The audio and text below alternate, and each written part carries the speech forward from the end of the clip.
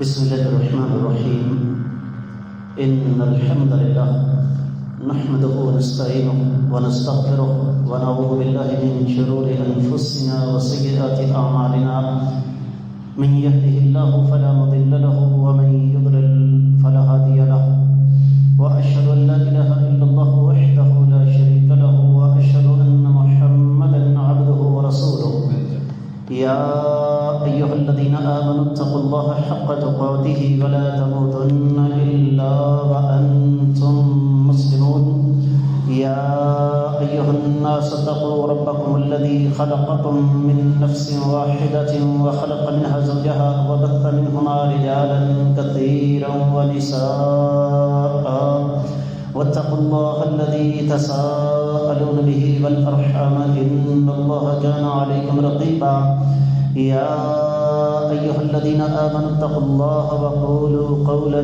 سديدا يصلح لكم أعمالكم ويغفر لكم ذنوبكم ومن يطع الله ورسوله فقد فاز فوزا عظيما أما بعد فإن خير الحديث كتاب الله وخير الهدي هدي محمد صلى الله عليه وسلم وشر الأمور محدثاتها وكل محدثة بدعة وكل بدعة ضلالة وكل ضلالة في النار.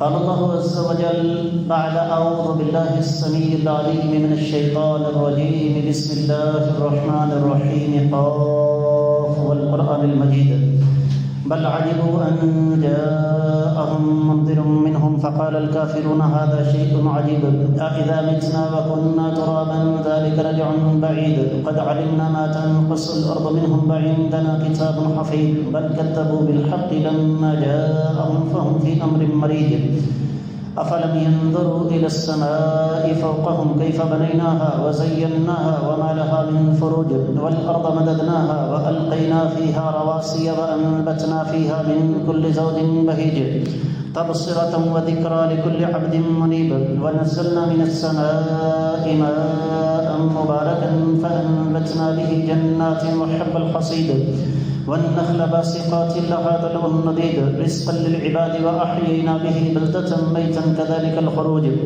كذبت قبلهم قوم نوح وأصحاب الرس وثمود وعاد وفرعون وإخوان لوط وأصحاب الأيكة وقوم تبع كل كذب الرسل فحق وعيد أفعينا بالخلق الأول بل هم في لبس من خلق جديد ولقد خلقنا الإنسان ونعلم ما توسوس به نفسه ونحن أقرب إليه من حبل الوريد إذ يتلقى المتلقيان عن اليمين وعن الشمال قعيد ما يلفظ من قول إلا لديه رقيب عتيد وجاءت سكرة الموت بالحق ذلك ما كنت منه تحيد ونفخ في الصور ذلك يوم الوعيد وجاءت كل نفس معها سائق وشهيد لقد كنت في غفلة من هذا فكشفنا عنك غطاءك فبصرك اليوم حديد وقال قرينه هذا ما لدي عتيد ألقيا في جهنم كل كفار عنيد مناع للخير معتد مريب الذي جعل مع الله إلها آخر فألقياه في العذاب الشديد قال قرينه ربنا ما أطغيته ولكن كان في ضلال بعيد قال لا تختصموا لدي وقد قدمت إليكم بالوعيد ما يبدل القول لدي وما أنا بظلام للعبيد يوم نقول لجهنم هل امتلأت وتقول هل من مزيد وأزلفت الجنة للمتقين غير بعيد هذا ما توعدون لكل أواب حفيظ من خشي الرحمن بالغيب وجاء بقلب منيب ادخلوها بسلام ذلك يوم الخلود لهم ما يشاءون فيها ولدينا مزيد وكم أهلكنا قبلهم من قرن هم أشد منهم بطشا فنقبوا في البلاد هل من محيص إن في ذلك لذكرى لمن كان له قلب أو ألقى السمع وهو شهيد ولقد خلقنا السماوات والأرض وما بينهما في 6 أيام وما مسنا من لغوب فاصبر على ما يقولون وسبح بحمد ربك قبل طلوع الشمس وقبل الغروب ومن الليل فسبحه وأدبار السجود واستمع يوم ينادي المناد من مكان قريب يوم يسمعون الصيحة بالحق ذلك يوم الخروج إنا نحن نحيي ونميت وإلينا المصير يوم تشقق الأرض عنهم سرا ذلك حشر علينا يسير نحن أعلم بما يقولون وما أنت أنت عليهم بجبار فذكر بالقرآن من يخاف وعيد۔ معزز خواتین حضرات، میں سب سے پہلے اپنے آپ کو اور اس کے بعد آپ سب لوگوں کو اللہ ملک العلام رب الجلال والاکرام سے ڈرنے کی تلقین کرتا ہوں۔ اور جو انسان اللہ تعالیٰ سے ڈر جاتا ہے، اللہ رب العزت اسے جو انگنت لا تعداد بے شمار نعمتیں عطا فرماتے ہیں، ان میں ایک نعمت احساس بھی ہے۔ گزشتہ جمعے ہم نے ایک چھوٹی سی بات کی تھی کہ معاشرے کے اندر اس قدر بے حسی کیوں؟ آج اللہ تعالیٰ کی توفیق اور اس ذات بابرکات کے فضل و کرم سے 8 جمادی الاولیٰ 1448 ہجری 31 اکتوبر 2025 عیسوی ہے، اور ہم اسی موضوع کو لے کر آگے بڑھیں گے کہ معاشرے کے اندر احساس کی دولت کیسے پیدا ہو سکتی ہے۔ اس کے لیے اہل علم نے مختلف طریقہ کار بتائے ہیں۔ ان میں سب سے پہلے جس انسان کے دل میں تقویٰ ہوگا، اللہ تعالیٰ کا ڈر ہوگا، وہ دوسروں کا احساس کرے گا۔ 2 حدیثیں۔ پہلی، آقا علیہ الصلوۃ والسلام نے فرمایا، من کان منکم یؤمن باللہ والیوم الآخر فلیکرم ضیفہ۔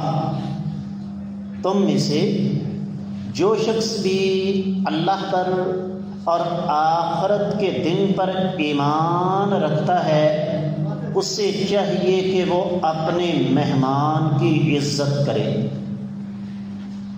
اب مہمان کی عزت کیسے کی جاتی ہے یہ بھی سن لیجیے۔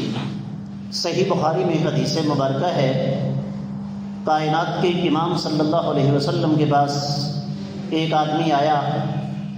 آقا علیہ الصلوۃ والسلام نے اپنے گھر پیغام بھیجا کہ مہمان نوازی کے لیے کوئی چیز ہے۔ بتایا گیا کہ نبوت کے گھر میں تو صرف اور صرف پانی ہے۔ بھائی اٹھ کے آگے آ جائیں، یہ جو بھائی پیچھے بیٹھے ہیں نا، بڑی جگہ ہے آگے، پتہ نہیں ہماری قوم کو پیچھے پیچھے بیٹھنے کا کیا شوق ہے۔ آپ دونوں بھی آگے آ جائیں بیٹا۔ نبی علیہ الصلوۃ والسلام کو بتایا گیا آپ کے گھر میں صرف پانی ہے۔ میرے آقا علیہ الصلوۃ والسلام نے اعلان کیا، کون ہے جو اس شخص کی مہمان نوازی کرے، اللہ تعالیٰ اس پر اپنی رحمت نازل فرمائیں گے۔ ایک صحابی کھڑے ہو گئے، آقا میں ان کو آج مہمان بناتا ہوں۔ آگے بڑھنے سے قبل میں آپ کو بتا دوں کہ آج یہ باتیں ہمارے معاشرے میں اجنبی لگتی ہیں۔ گھر گئے، بیوی سے پوچھا گھر میں کچھ ہے؟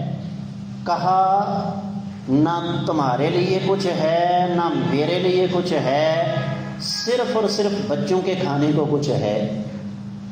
کہا کائنات کے امام صلی اللہ علیہ وسلم کا بھیجا ہوا مہمان بھوکا نہیں سونا چاہیے، آج ہمارے پاس نعمتوں کی فراوانی ہے۔ کہا ایسا کرو کہ بچوں کو سلا دو، اور جب کھانا مہمان کے سامنے رکھو تو میں تمہیں کہوں گا ذرا چراغ درست کر دو، روشنی کم ہے، تو تم چراغ درست کرنے کے بہانے اسے بجھا دینا، میں اور تم خالی منہ چلاتے رہیں گے، مہمان یہ سمجھے گا ہم اس کے ساتھ بیٹھ کر کھانا کھا رہے ہیں۔ اللہ کے نبی صلی اللہ علیہ وسلم کا مہمان پیٹ بھر کر کھانا کھا لے گا۔ انہوں نے ایسا ہی کیا۔ دوسرے دن اللہ کے نبی صلی اللہ علیہ وسلم کی خدمت میں حاضر ہوئے تو آقا علیہ الصلوۃ والسلام کو اللہ نے بتا دیا تھا، فرمایا میرے صحابی تمہیں خوش ہو جانا چاہیے کہ رب کائنات نے تمہارے اس عمل کو اتنا پسند فرمایا ہے کہ اللہ تعالیٰ تم پر خوش ہو گئے۔ اسی طرح میں نے 2 حدیثوں کا وعدہ کیا تھا. دوسری حدیث مبارکہ سن لیجیے. نبی علیہ الصلوۃ والسلام نے ارشاد فرمایا من کان منکم یؤمن باللہ والیوم الآخر، تم میں سے جو شخص اللہ پر اور آخرت کے دن پر ایمان رکھتا ہے فلا یؤذی جارہ، اپنے ہمسائے کو تکلیف نہ دے. میں اکثر و بیشتر یہ گزارش کرتا رہتا ہوں کہ کوشش کیجیے میری وجہ سے کسی کا بھلا ہو جائے، اور اگر میری وجہ سے کسی کا بھلا نہیں ہو سکتا تو کم از کم میری وجہ سے کسی کو تکلیف نہیں ہونی چاہیے. تو پہلی چیز جو ہمارے اندر باہمی احساس پیدا کرے گی وہ کیا ہے؟ تقویٰ، اللہ تعالیٰ کا ڈر. ایک اور حدیث سن لیجیے. آقا علیہ الصلوۃ والسلام نے ارشاد فرمایا ایک شخص حق پر ہے اور وہ اللہ سے ڈرتے ہوئے اپنا حق چھوڑ دیتا ہے کہ میں لڑائی نہیں کرنا چاہتا. آقا علیہ الصلوۃ والسلام نے ارشاد فرمایا میں ایسے شخص کے لیے جنت کے درمیان ایک گھر کا وعدہ کرتا ہوں. دوسری چیز جو ہمارے اندر باہمی احساس پیدا کرے گی وہ کیا ہے؟ دین کے ساتھ تعلق. یاد رکھیے باہمی احساس ہمیں دین سکھاتا ہے. میرے سامنے اس وقت انگنت لا تعداد بے شمار مثالیں ہیں. سورۃ الحشر کی 9ویں آیت مبارکہ ہے. رب کائنات نے فرمایا والذین تبوأوا الدار والایمان من قبلہم یحبون من ہاجر الیہم ولا یجدون فی صدورہم حاجۃ مما اوتوا ویؤثرون علی انفسہم ولو کان بہم خصاصہ. یہ آیت مبارکہ اسی وقت اللہ نے نازل فرمائی جب آقا علیہ الصلوۃ والسلام کے ایک صحابی نے اپنے اس مہمان کی اس انداز سے مہمان نوازی کی کہ خود بھی بھوکا سویا، بیوی بھی بھوکی سوئی، بچے بھی بھوکے رہے. اللہ نے قرآن نازل کر دیا کہ میرے نیک بندوں کی خوبی یہ ہے کہ وہ دوسروں کو اپنے اوپر ترجیح دیتے ہیں، دوسروں کا احساس کرتے ہیں، چاہے انہیں وہ چیز دینی پڑے جو ان کی ذات کے لیے مخصوص ہو. اور پھر جب ہم اس آیت مبارکہ کی تفسیر میں جا کے مزید آگے بڑھتے ہیں تو ہمیں یہ پتہ چلتا ہے واقعات سے ہماری آگاہی کم نہیں. ہماری عمریں گزر گئی واقعات سنتے سنتے، لیکن ہم پر وہ واقعات اثر انداز نہیں ہوتے. مدینہ ایک چھوٹا سا پنڈ تھا، کوئی شہر نہیں تھا بہت بڑا، کوئی بہت بڑی آبادی نہیں تھی. مہاجرین کا بوجھ جب اس پنڈ پر پڑا تو اہل مدینہ نے اپنے دلوں کو تنگ نہیں کیا. جن میرے دوستوں کو، میرے بھائیوں کو اللہ نے حاجی عمرے کی سعادت نصیب فرمائی ہے وہ میری اس بات کی تصدیق کریں گے کہ آج بھی مدینہ کے اندر جائیں تو وہاں کی فضا کے اندر اللہ کی طرف سے ایک اپنائیت کا احساس ہوتا ہے. اب یہ مہاجرین کی اچھی خاصی تعداد جب مدینہ پہنچ گئی تو اہل مدینہ نے اپنے دلوں کے دروازے کھول دیے، اپنے گھروں کے دروازے کھول دیے. یہاں تک کہ صحابہ کرام جو مدینہ والے تھے انہوں نے کہا یہ میرا گھر ہے، اس کے 2 حصے کرو، ایک تمہارا اور ایک میرا. لیکن ظاہر بات ہے احساس کی گاڑی یک طرفہ تو چلتی نہیں. مہاجرین نے بھی بے مثال قسم کے معاملات ہمارے سامنے رکھے ہیں. مثال کے طور پر سیدنا عبد الرحمن بن عوف رضی اللہ تعالیٰ عنہ کو آقا علیہ الصلوۃ والسلام نے اپنے ایک صحابی کا دینی بھائی بنا دیا. جب دینی بھائی بن گئے تو انہوں نے کہا یہ میرا مال ہے، آدھا تمہارا اور آدھا میرا. لیکن یہ تربیت تھی امام الانبیاء محمد رسول اللہ صلی اللہ علیہ وسلم کی۔ سیدنا عبد الرحمن بن عوف رضی اللہ تعالیٰ نے کیا فرمایا؟ میرے بھائی تم نے کہا تو تمہارا مال میرے تک پہنچ گیا، اللہ کے ہاں تمہارا اجر لکھا جا چکا ہے، میرے اللہ نے مجھے ہاتھ پاؤں سلامت دیے ہوئے ہیں، مجھے بازار کا راستہ دکھا دو، تمہیں اجر و ثواب مل گیا، میں محنت کروں گا، مشقت اٹھاؤں گا، مزدوری کروں گا، محنت کر کے کماؤں گا، میں تمہارے اوپر بوجھ نہیں بننا چاہتا، کیونکہ جس احساس کی دولت اللہ نے تمہیں دی ہے وہی دولت اللہ نے مجھے بھی دی ہوئی ہے۔ یہ احساس کی کون سی قسم ہے کہ آپ کسی بھی پنڈ چلے جائیں، 10-15 نوجوان آپ کو کاٹن کے کڑ کڑ کرتے سوٹ پا کے بازو چوڑے کرتے گھومتے نظر آئیں گے۔ اور بھائی کام کیا کرتے ہو؟ وہ جی سانو کام کرن دی لوڑ کا دی ہے، کیوں؟ وہ بڑے بھن دبئی ہوندے نے۔ ہم بیکاروں کا ایک گروہ پیدا کر چکے ہیں اپنے معاشرے کے اندر۔ وجہ کیا ہے؟ سبب کیا ہے؟ ہم نے اپنے بچوں کو دین کے ساتھ نہیں جوڑا۔ دین ہمارے اندر باہمی تعلق پیدا کرتا ہے، اور اسی کا ایک تسلسل قرآن و حدیث کا مطالعہ۔ جب ہم اپنے بچوں کو قرآن و حدیث پڑھائیں گے تو قرآن و حدیث ہمیں ایک دوسرے کا احساس کرنا سکھائے گا۔ کئی دفعہ حدیث پیش کر چکا ہوں، آج پھر پیش کرنے جا رہا ہوں۔ اللہ کے رسول صلی اللہ علیہ وسلم نے ارشاد فرمایا، مسلمان کے مسلمان پر 6 حق ہیں، اور ان میں سے ایک کیا ہے؟ جب ملو تو سلام کرو، جب بیمار ہو تو بیمار پرسی کرو، جب وہ فوت ہو جائے تو اس کے جنازے کے ساتھ جاؤ، جنازے کی طرف میں پلٹ کر دوبارہ آتا ہوں، جب تم سے مشورہ مانگے تو اچھا مشورہ دو۔ یہ حقوق نبی علیہ السلام نے کیوں بتائے؟ ایک دوسرے کے احساس کے لیے۔ اور سنن نبی داؤد کی حدیث ہے، نبی علیہ السلام نے ارشاد فرمایا، جب ایک مسلمان کسی مسلمان کے جنازے کے ساتھ جا کے تدفین تک ساتھ رہے، ہمارے ہاں یہ بھی ایک عذاب ہے، سونی صاحب اسی تدفین تے آدھا گھنٹہ لا چھڑنے، اللہ کے بندو تدفین کرتے ہوئے او تو اینج کر لے، او تو او کر لے، وہاں مشورے دینے والے بڑے ہوتے ہیں، آدھا گھنٹہ وہیں پہ لگ جاتا ہے۔ بھئی تدفین کرنا کون سا مشکل مسئلہ ہے؟ میت کو پکڑو، قبر میں رکھو، اوپر اینٹیں لگا کے مٹی ڈال دو، اللہ اللہ خیر صلاح۔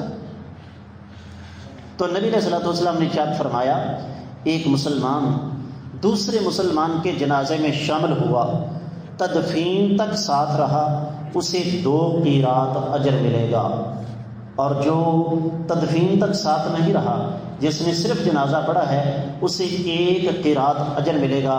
صحابہ کرام نے پوچھا، آقا قیرات کتنا ہوتا ہے؟ فرمایا احد پہاڑ جتنا، جس کی لمبائی چوڑائی میلوں میں ہے، فٹوں یا میٹروں میں نہیں۔ کس لیے کہ مسلمان کے جنازے میں شامل ہونا یہ کیا ہے؟ ایک احساس کی بات، اور اس سے بڑھ کر احساس کیا ہو سکتا ہے کہ شریعت اسلامیہ انسان تو انسان، جانور کا احساس کرنے پر بھی اجر سناتی ہے۔ آقا علیہ الصلوۃ والسلام نے ارشاد فرمایا، ایک عورت تھی جا رہی تھی، اس نے ایک کنویں کے کنارے پر دیکھا ایک کتا چھوٹا سا پیاس سے بلک رہا ہے۔ اس نے کیا کیا؟ اپنا موزہ دوپٹے کے ساتھ باندھا، پانی کنویں سے نکال کر اس کتے کے بچے چھوٹے سے کو پلا دیا، اللہ تعالیٰ نے اسی وجہ سے اس کو معاف فرما دیا۔ آپ خود سوچیں کہ اگر جانور کو پانی پلانے پر گناہوں کی معافی ہے تو انسانوں کا باہمی احساس کریں گے تو اللہ تعالیٰ کے ہاں کتنا اجر و ثواب ملے گا۔ پھر اسی طریقے سے جو چوتھی چیز ہے وہ کیا ہے؟ کائنات کے امام صلی اللہ علیہ وآلہ وسلم کی سیرت کا مطالعہ۔ میں صحیح بخاری سے ایک چھوٹا سا واقعہ آپ کو سناتا ہوں۔ نبی کریم صلی اللہ علیہ وسلم پر جب وحی کی کیفیت طاری ہوئی، پہلی وحی نازل ہوئی، یقیناً یہ بڑا شدید قسم کا معاملہ تھا، میں اس کی تفصیلات میں نہیں جاتا۔ جبریل امین تشریف لائے، انہوں نے آ کر کہا اقرا، پڑھیے۔ نبی علیہ السلام نے فرمایا ما انا بقارئ، میں پڑھا ہوا نہیں۔ پھر فرمایا اقرا، پڑھیے، فرمایا ما انا بقارئ۔ تیسری مرتبہ پھر فرمایا اقرا، پڑھیے، فرمایا ما انا بقارئ۔ پھر جبریل امین نے آقا علیہ السلام کو اپنی چھاتی کے ساتھ لگایا، لگا کے بھینچا، دبایا، اس کے بعد فرمایا اقرأ بسم ربک الذی خلق، پڑھیے اپنے اس رب کے نام سے جس نے آپ کو پیدا فرمایا۔ بہت ایک خوف والی کیفیت تھی۔ آقا علیہ السلام گھر تشریف لائے، آتے ہی فرمایا زملونی زملونی، مجھے چادر اڑا دو، مجھے چادر اڑا دو۔ چادر اڑائی گئی، تھوڑی دیر کے بعد گھبراہٹ کم ہوئی۔ سیدہ خدیجہ رضی اللہ تعالیٰ عنہ بیوی ہیں، آج کی بیویوں کی طرح پیٹ سے آپا ڈالنے والی نہیں۔ فرمایا ہوا کیا ہے؟ فرمایا مجھے اپنی جان کا خطرہ ہے۔ سنیے ذرا اگلی بات جو اصل سمجھانا چاہتا ہوں۔ فرمایا آپ بیماروں کی بیمار پرسی کرنے والے ہیں، عیادت کرنے والے ہیں، آپ یتیموں کے سر پر ہاتھ رکھنے والے ہیں، بیواؤں کی داد رسی کرنے والے ہیں، آپ دوسروں کا بوجھ اٹھانے والے ہیں۔ کلا واللہ ما لا یخزیک اللہ ابدا، اللہ تعالیٰ آپ کو کبھی رسوا نہیں ہونے دیں گے۔ اس کا مطلب کیا ہوا کہ نبی رحمت صلی اللہ علیہ وآلہ وسلم آپ کے خون کے اندر دوسروں کا احساس شامل تھا۔ نبوت ملنے کے بعد کی تو بات ہی چھوڑ دیں، نبوت ملنے کے بعد کے واقعات کی بات کروں تو بات طوالت اختیار کر جائے گی۔ میرے آقا علیہ الصلوۃ والسلام کے دل میں دوسروں کا اتنا احساس تھا کہ عرش پر سے رب کائنات نے گواہی نازل فرما دی وما ارسلناک الا رحمۃ اللہ۔ اسی طرح صحابہ کرام، یار ان بچوں کو خاموش کیوں نہیں کروا سکتا؟ اسی طرح صحابہ کرام رضوان اللہ علیہم اجمعین کی سیرت آج ہمارے بچوں کو پڑھایا جاتا ہے۔ شیکسپیئر، آج ہمارے بچوں کو انگریزی مصنفین پڑھائے جاتے ہیں، 12ویں کلاس میں مسٹر چپس کی کہانی پڑھائی جاتی ہے۔ لیکن افسوس کی بات یہ ہے کہ آج ہمارے بچوں کو صحابہ کرام رضوان اللہ علیہم اجمعین کی سیرت نہیں پڑھائی جاتی کہ صحابہ کرام کس طریقے سے ایک دوسرے کا احساس کرنے والے تھے۔ ایک چھوٹا سا واقعہ سن لیجیے۔ فتح مکہ ایک خفیہ مشن تھا۔ نبی علیہ الصلوۃ والسلام کے ایک صحابی ہیں، نام ہے سیدنا حاطب بن ابی بلتع رضی اللہ تعالی عنہ۔ مرد اس کے اوپر بڑے عذاب مسلط ہوتے ہیں، اور ان میں سے ایک یہ بھی ہے کہ یہ اپنے بیوی بچوں کی خاطر بڑا کچھ کر دیتا ہے۔ ان کے بیوی بچے مکہ میں تھے۔ ذہن میں ایک بات آئی، اتنا بڑا خفیہ مشن اگر میں مکہ والوں تک خبر پہنچا دوں تو شاید وہ ظالم میرے بیوی بچوں کے ساتھ اچھا سلوک کریں۔ نیت میں کوئی شبہ نہیں تھا، نیت میں کوئی کھوٹ نہیں تھی۔ ایک عورت کو خط دیا، کہا یہ مکہ پہنچا دو، خفیہ راستے سے جانا۔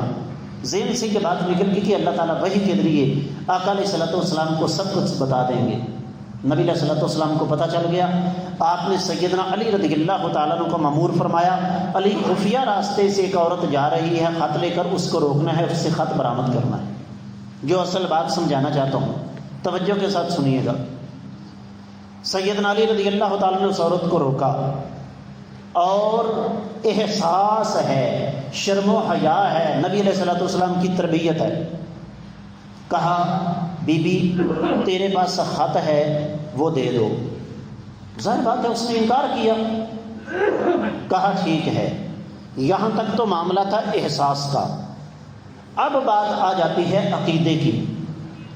عقیدہ کیا ہے کہ نبی رحمت صلی اللہ علیہ وآلہ وسلم کی زبان سے نکلا ہوا لفظ کبھی غلط نہیں ہو سکتا۔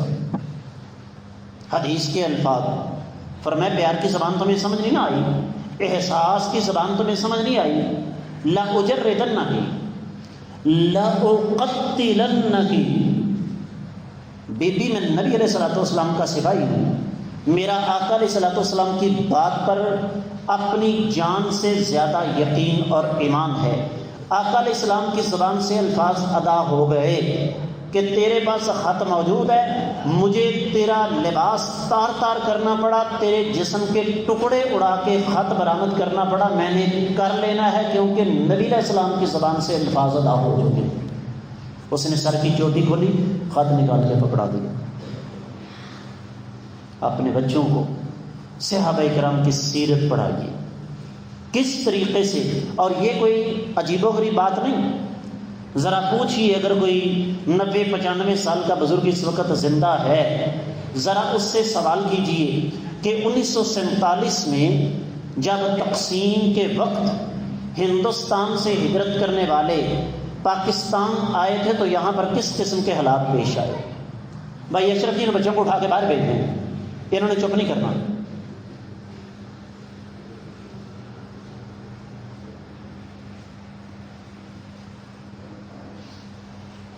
1947 میں ہمیں بزرگوں نے بتایا، کہنے لگے بالکل وہی حالات جو کہ ہجرت مدینہ کے وقت ہمیں کتابیں بتاتی ہیں، ہم نے اپنی آنکھوں سے وہ مناظر دیکھے۔ اور پھر یہیں پہ بس نہیں ہے، پاکستان کے رہنے والوں، رب کائنات نے تمہیں بڑے اعزازات سے نوازا ہے، اور ان میں سب سے بڑا اعزاز ایمان کے بعد یہ ہے کہ تمہارے دلوں کے اندر اللہ نے امت مسلمہ کا درد رکھا ہوا ہے۔